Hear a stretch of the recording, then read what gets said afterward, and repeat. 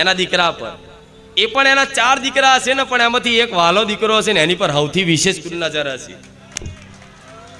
તો તમે કુટુંબના ધારો કે તમારું 4 ઘરનું, 5 ઘરનું, 7 ઘરનું, 10 ઘરનું, 11 ઘરનું કુટુંબ હોય કે પરિવાર હોય, પરિવારના 10 સભ્યો હોય, 5 સભ્યો હોય, પણ 5 સભ્યોમાં તે માં બધાને હરખું જ રાખતી હોય, પણ એક તો માનો વાલો હોય ને હોય, એ બધા વાલા ભેગા થયા છે બારેજા ધામમાં. માના બધા વાલા જે હોય ને એ બધાને વેણી વેણી લાવીશું. માની બધી વાલી જેટલી દીકરીઓ હશે ને બધીને વેણી વેણી લાવીશું.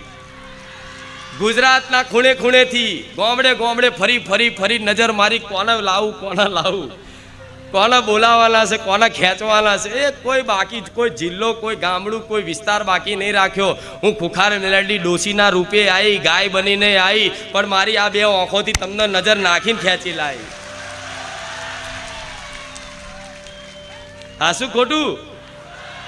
હા, તો તમે આવા માતાજીના વાલા છો, તમારી કુળદેવીના વાલા છો, તમે કુટુંબમાં એવું માનજો. જે વાલા હશે ને એ બારેજા ધામમાં ટકવાના છે.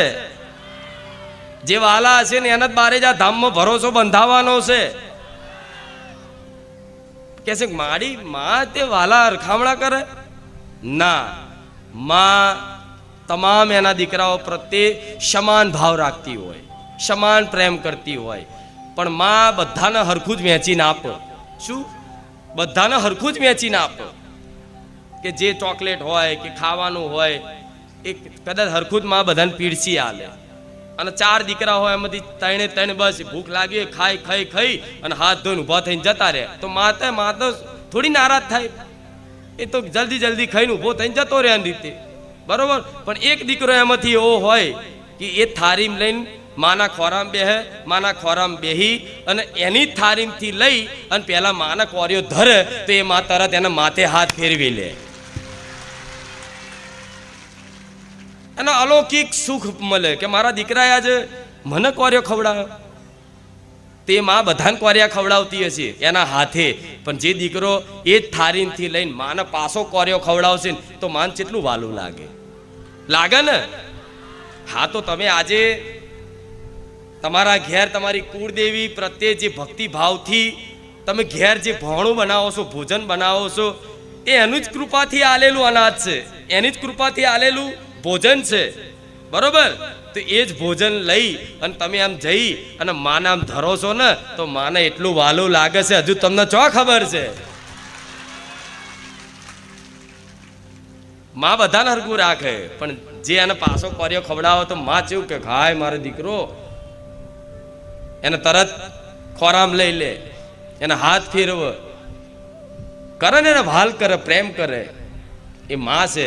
તો તમે માનું જ આલેલું જે બી છે તમારી જોડથી, એ માનું જ આલેલું માના શરણમાં આમ અર્પણ કરો છો ને, કઈ બી નિવેજ કે કઈ બી ભોજન, કોઈ બી પેડા, કોઈ બી પ્રસાદી, કોઈ બી ફ્રૂટ આમ માની આગળ આમ ધરો છો ને, ભલે મૂર્તિમાં તમને અવાજ નહીં આવે, એ ફોટામાંથી આ 2 આંખોથી તમે એને જોઈ નહીં શકો, પણ છતાંય માં અંદરથી હરખાઈ છે એવો વિશ્વાસ રાખજો.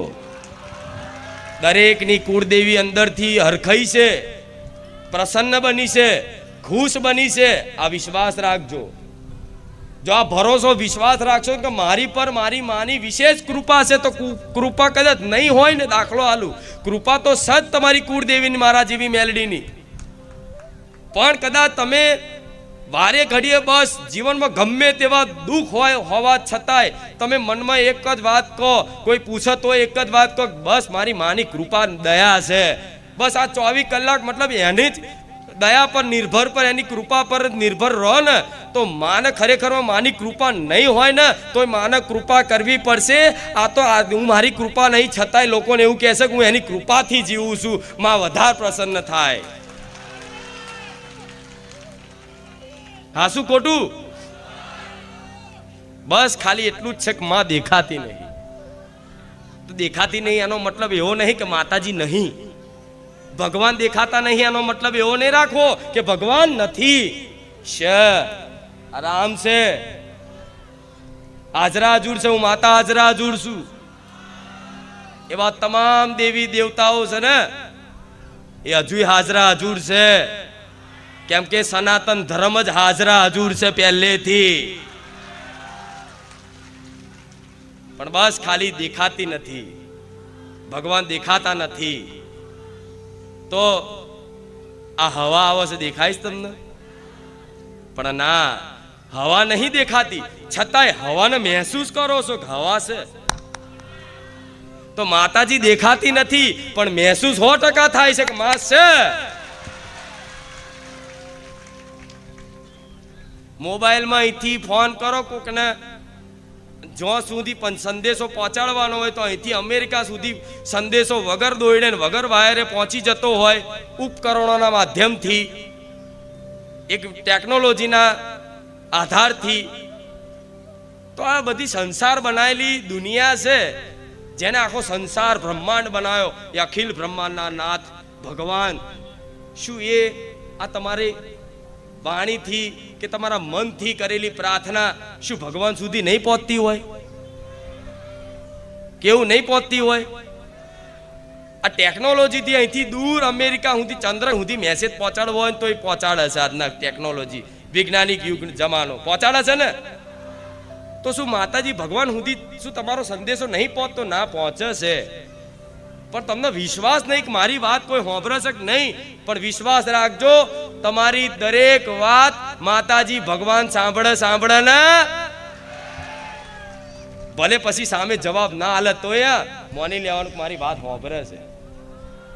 અને ક્યારે તમે આ વાતનો વિશ્વાસ કરશો તો ક્યારે ભગવાન તમને છોડશે. અને તો ક્યારે એને ભગવાને તો ક્યારેય મનુષ્યને છોડ્યા નહીં.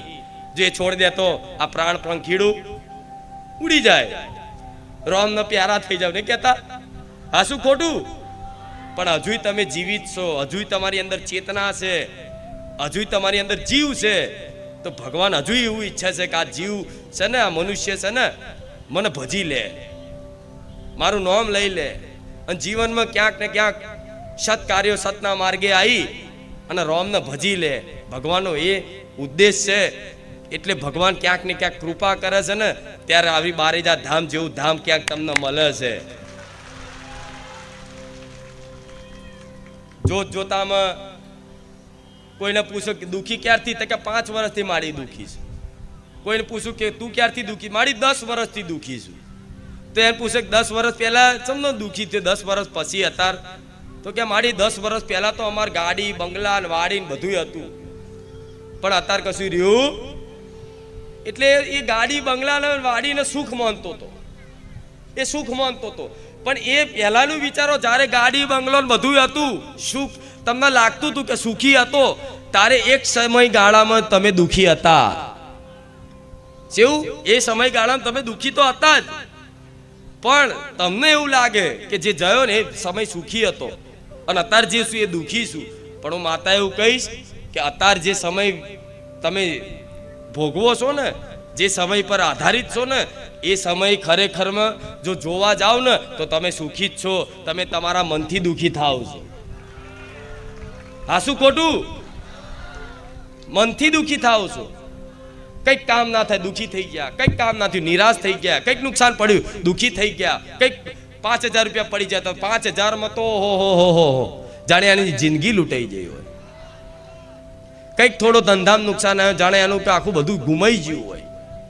કંઈક કોકની જોડથી કંઈક કોઈનું મૃત્યુ થઈ ગયું હોય, કોઈ પ્રિય જનનું કદાચ કોઈ ત્યાગ થઈ ગયો હોય, કોઈ કારણે વિયોગ થઈ ગયો હોય, તો એના માણસને એવું લાગે કે મારું બધું પતી ગયું. ના, કશું તમારું પત્યું નહીં. પણ અસલી શરૂઆત ત્યાંથી જ થાય છે જીવનની, જ્યારે તમારા જીવનમાંથી બધું છૂટી જાય. આ બધું છૂટી ગયું ને, બધું હોવા છતાંય છૂટી ગયું છે. એકલા મૂંઝાવાનો દાડો છે નહીં, બધું છૂટ્યું છે. તો આ છૂટ્યું છે ને, તો ભગવાને બનાવેલા વિધાન એ કૃપા કામ કરે છે કે ધીરે ધીરે તમારા જે કામનું નહોતું ને બધું છૂટી જવાનું, અને જે ખરેખરમાં કામનું છે ને આપે રૂપે તમે પ્રાપ્ત કરી શકશો. એને સંસારથી બસ ક્યાંક ને ક્યાંક વાતે તમને કોઈ મતલબ તિરસ્કાર કરે,